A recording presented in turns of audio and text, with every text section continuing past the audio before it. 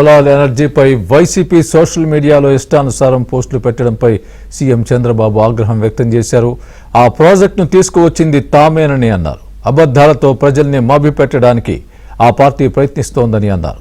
ఎన్నికల్లో ఇచ్చిన హామీ ప్రకారం పెన్షన్లను టైం ప్రకారం ఇస్తున్న రాష్ట్రంగా ఏపీ నిలిచిందన్నారు.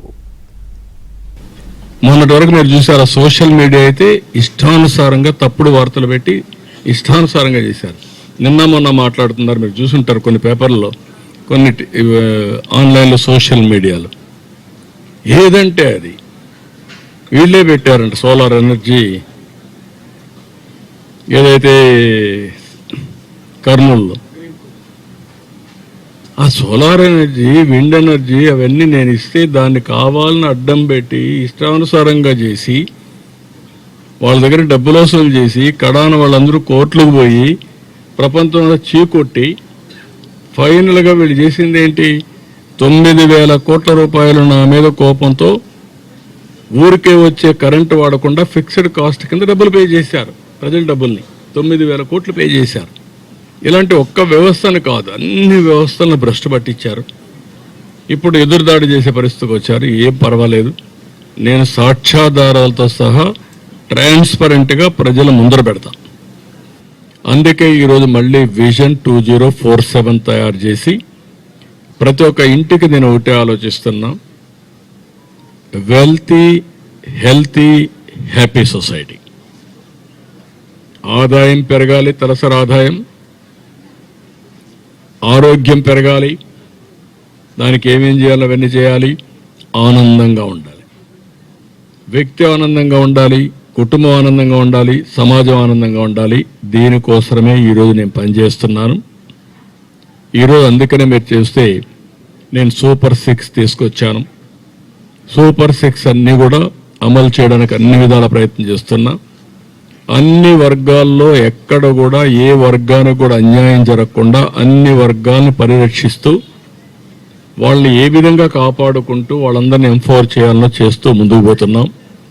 ఈరోజు పెన్షన్లు మీరు చూశారు, 4,000, 6,000, 10,000, 15,000 ఇచ్చే పెన్షన్ ఇచ్చే ఏకైక రాష్ట్రం ఆంధ్రప్రదేశ్ రాష్ట్రం.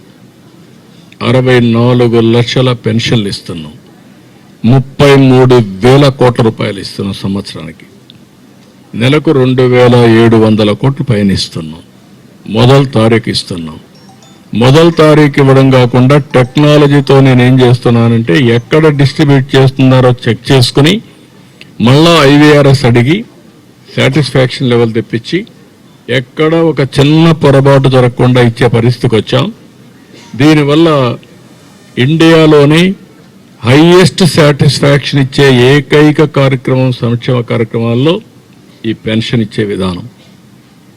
ప్రతి ఒక్క కుటుంబానికి, బాధిత కుటుంబానికి, కష్టాల్లో ఉండే కుటుంబానికి అండగా ఉండే కార్యక్రమానికి శ్రీకారం చుట్టాం. ఈరోజు పర్ఫెక్ట్గా జరుగుతూ ఉంది. స్వతహాగా పైకి రాలేని వాళ్ళని పైకి తీసుకొచ్చే బాధ్యత మనం తీసుకోవాల్సిన అవసరం ఉంది. దానికే ఈరోజు P4 పాలసీ తీసుకొచ్చాను. ఈ సంక్రాంతి అప్పుడే నేను పిలిపించాను. నువ్వు అమెరికాలో ఉండొచ్చు, ఆస్ట్రేలియాలో ఉండొచ్చు, హైదరాబాద్లో ఉండొచ్చు, పెద్ద పరిశ్రమ ఉండొచ్చు. మీ వనరుల్ని మీరు పెట్టుకొని ఒకరిని చేస్తారా, 10 మంది చేస్తారా, ఒక గ్రామాన్ని చేస్తారా, ఒక మండలాన్ని చేస్తారా, మీ శక్తిని బట్టి, మీ డబ్బుల వెసులుబాటును బట్టి ఒక మంచి మేనేజర్ని పెట్టి మీరు కూడా అది చేసి తృప్తి పొందాలి. మీరు ఒక కంపెనీ పెట్టి ఎంత ఆనందపడుతున్నారో డబ్బులు వస్తే, ఒక వర్టికల్ పెట్టి అంతమందికి పైకి తీసుకురాగలిగితే ఆ తృప్తి మీకు రావాలి. సమాజాన్ని పైకి తీసుకొచ్చాను, నా వల్ల ఈ 5,000 మంది పైకి వచ్చారు అనేది వస్తే అదే నిజమైన సమాజం. అప్పుడే మనందరికీ పండుగ రోజు, అప్పుడే హ్యాపీగా ఉంటాం. అదే నా సంకల్పం. పేదరికం లేని సమాజం, ఆర్థిక అసమానతలు తగ్గించుకుంటూ నిరంతరం ముందుకు పోయే ఆలోచన.